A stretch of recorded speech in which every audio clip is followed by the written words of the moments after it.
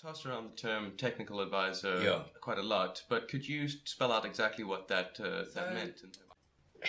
It's a terribly important question. During 1992, a group of us in the Western Cape here, spurred on by the presence on sabbatical of a delightfully quirky and quite radical Canadian constitutional lawyer called David Beattie, had got together. There were 8 of us, and we had drafted our own proposal for a Bill of Rights for South Africa called a Charter for Social Justice. And that group included Kate O'Regan, who became a Constitutional Court judge, and a few others, people who worked in the public interest law movement, people from UWC, people from Stellenbosch, and so on. So I'd thought through the whole idea of a Bill of Rights, influenced by the Canadian Charter of 1982. And so I thought through all of those things quite a lot. And I was certainly best placed on the technical committee, having been the beneficiary of massive hours of discussion and debate and resolution about what we should be proposing for a Bill of Rights for South Africa. We launched it on International Human Rights Day in 1992, a Charter for Social Justice. But when we got appointed, we all flew up to what is called the World Trade Center at Kempton Park for the negotiations. I think you know that, which was just a vast hangar with subdivisions, really, and with a second floor. I think there were 2 floors. When we were, all the technical committees were flown up together. I think it was about 10th of May or something like that. And we were told that we were just going to be, giving technical advice. And one of the ANC's senior constitutional lawyers, Nicholas Haysom, who became President Mandela's in-house head of his legal office when he was president, and he was a friend of mine from NewSAS days.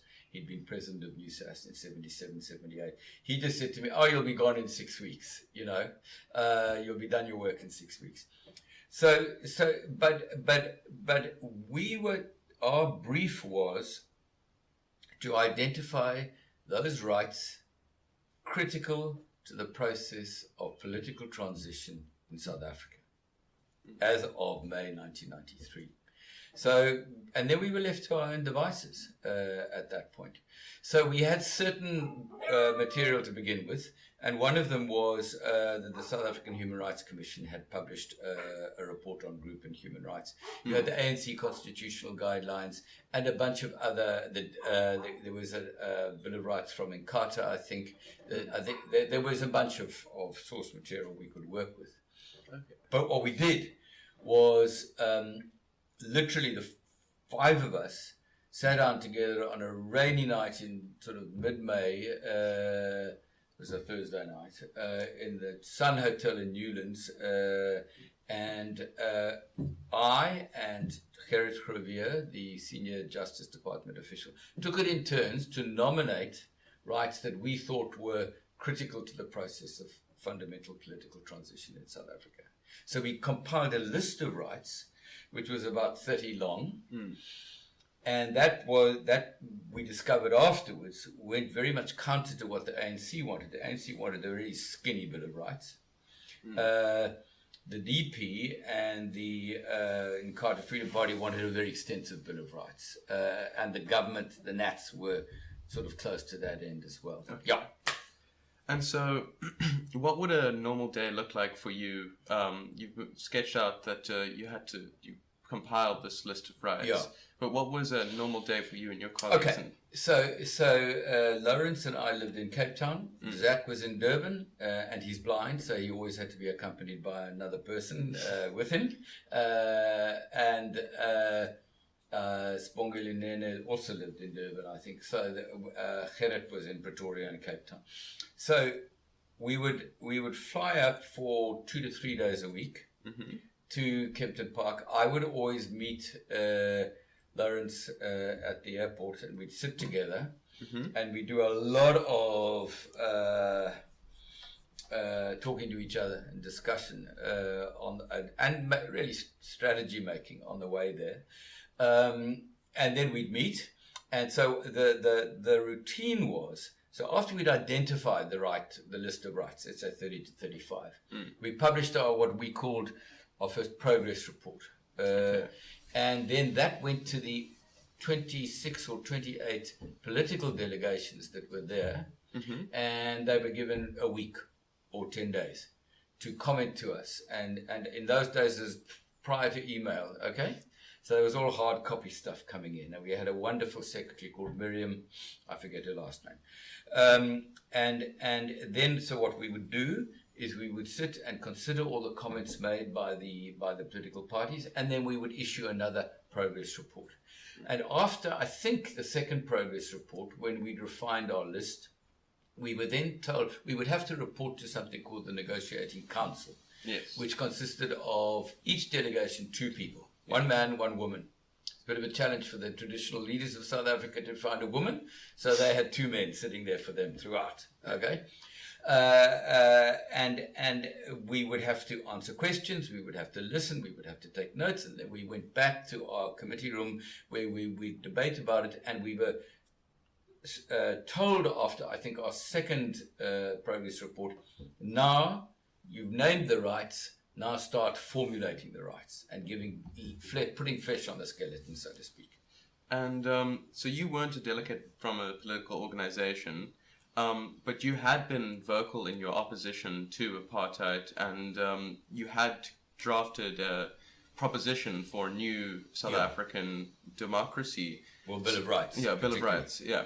And so what were you trying to achieve with your involvement in the process? What were the most important aspects that you were trying to have included? It's a good question. I think I wasn't particularly consciously trying to do anything. I did really regard myself as a servant of the process, although some commentators afterwards have written that I exceeded the bounds of my mandate, but the mandate was so imprecise that I would argue that issue that I hadn't done so. But what I thought that Charter of Social Justice that I referred to was what it relied on was the latest jurisprudence about protecting rights from the European Union, which was driven by the German Bill of Rights. German Bill of Rights drafted immediately in the aftermath of the Second World War, in the never again kind of spirit that Mandela subsequently talked about at his inauguration. And then the Canadian Bill of Rights, and you know, I think we can say safely that the fact that our Bill of Rights is modelled on the Canadian model, which itself drew on the best of world practice in the early 80s. Ours is modelled directly on that. So I mean, there are 1 or 2 rights that would not be there in the Bill of Rights today if I hadn't pushed for them.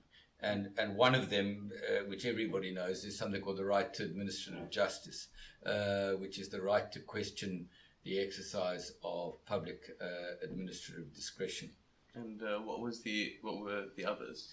The one that I'm particularly pleased about, sort of, if I can say proud of, was within the right to equality. Our original formulation was that everyone shall be equal before the law and get the equal benefit of the law, and no one shall be unfairly discriminated against on any ground, full stop. And when we presented that proposal, and that was drawn directly from the Charter for Social Justice. And when we presented that proposal to the negotiating, but with the full support of the committee, of which I was a part, when we presented that to the negotiating council, they said, but you haven't outlawed race discrimination and sex discrimination. We need you to start naming all the grounds, okay? So as you'll see, the current Bill of Rights, but even in the interim Bill of Rights, it said everybody shall be equal before the law and get the equal benefit of the law, and no one shall be unfairly discriminated against. So we used the concept of discrimination as differentiation, and then it had to be unfair discrimination, okay? So you can still have separate toilets for men and women, all right? Okay, that's discrimination, but it's not necessarily unfair, provided that they're substantially equal in their provision. So we said there shall be no unfair discrimination, and then we said including on the grounds of, okay, and then we started listing the grounds. And you obviously start in this country with race, sex, religion, conscience, belief, etc., etc. And because of friends of mine who frankly lobbied me, sexual orientation went into the Bill of Rights, and we were one of the first, if not the first, Bill of Rights anywhere in the world to include sexual orientation as a particular prohibition. And that, of course, landed like a bomb in the negotiating council, because most of the delegates were kind of horrified that we should have included it. Indeed, the Minister of Justice at the time, Kubi Kutsia, said, the next thing is you'll be saying you're allowed to do bestiality and child pornography, etc., etc. Words to that effect. And our chairperson, who was of our committee, Lawrence Duplessis, just very quietly and calmly explained to the minister that, it did not, those issues were not included under the issue of sexual orientation. So that's a kind of a second one.